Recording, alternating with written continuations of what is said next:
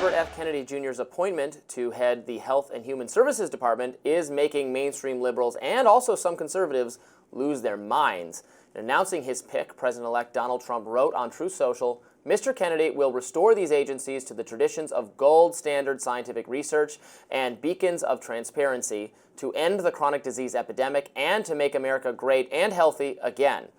Backing RFK Jr. are some usual suspects. Here's Laura Ingraham. RFK understands this is a ticking time bomb for our families, for our hospitals, our doctors, our nurses, our local, state, and federal budgets. Logic would indicate that what we've been doing isn't working. And ipso facto, we need a fresh perspective before we as a people get even sicker. Still, there has been no shortage of controversy and critical statements over this appointment. Adding fuel to the fire, RFK Jr. was seen enjoying none other than a McDonald's on Trump's private jet, surrounded by MAGA favourites Elon Musk, Speaker Mike Johnson, Donald Trump Jr. and the President-elect himself. Now, it's not only RFK Jr. who has taken some heat. The GOP has as well. Richard Hanania posted a 2008 clip on X of Fox News top brass criticising a previous movement to make America healthier. Let's watch. 16 years ago, another incoming administration made health and food a key policy priority. Oh, and the right absolutely lost their mind about it. Tonight, your America is turning into a nanny state thanks to the Obama administration's efforts to rein in the junk food industry. I don't need Michelle Obama telling me as a mother what I'm going to feed my kids. I don't need the government to fix obesity. I don't want the government telling me that I can't put salt on my food. The former Democrat turned independent turned Trump ally may prove to be a thorn in Republicans' side, to some extent at least. The editorial board of the right-leaning New York Post denounced Trump's choice to make RFK the health czar. It wrote that his views on health are, quote, a head-scratching spaghetti of what we can only call warped conspiracy theories, and not just on vaccines. National Review online editor Philip Klein published a scathing piece on that site, saying that if confirmed, RFK Jr., quote, would be a monumental disaster, although the negative opinions, endorsements of establishment Republican or conservative figures is probably not going to convince RFK Jr. fans that he's bad. Quite the opposite. They'll say it's a good sign that he is opposed by the establishments on both sides.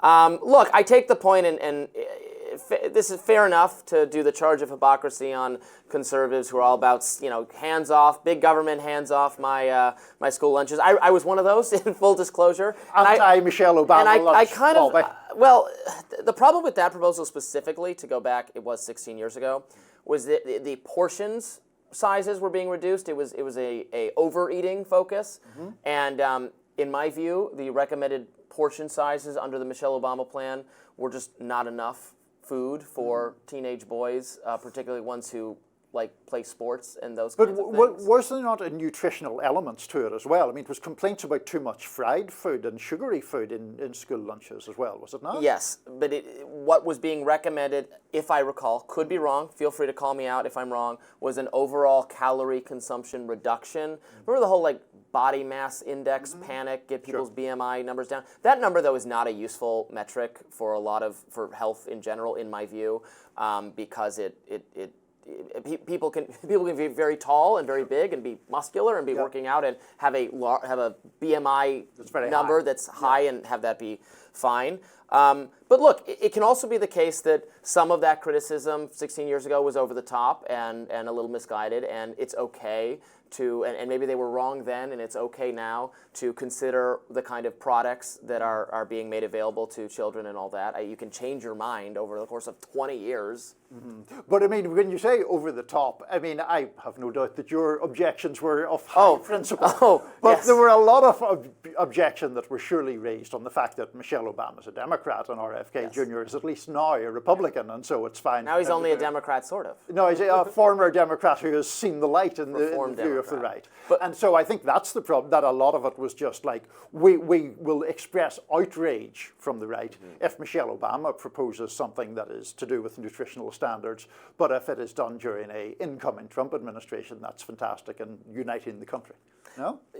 No, very much. I agree. And there's just, some rank partisanship here. Although, that's going both ways if you think about it, because not only are Republicans embracing some health-related concerns that they disparaged when Democrats were doing them, but shoe on the other foot, MSNBC-type hosts are casting aspersions on RFK Jr. making some arguments that they themselves have endorsed and would endorse if it was anyone else making them. And again, when you get down to it, now I might disagree on policy with him, but for instance, there was a lot of conversation on social media that I think started by him about, soft drinks using not real sugar, but this fake artificial corn syrup type crap for Americans, but using sugar in other countries healthier. Well, you know why that is? It's because there's massive tariffs on sugar and there's subsidies for corn. So you're going to get more of what you subsidize and less of what you heavily regulate or tax indirectly through tariffs. So this is why I don't quite agree with the tariff approach that the Trump administration seems to have endorsed.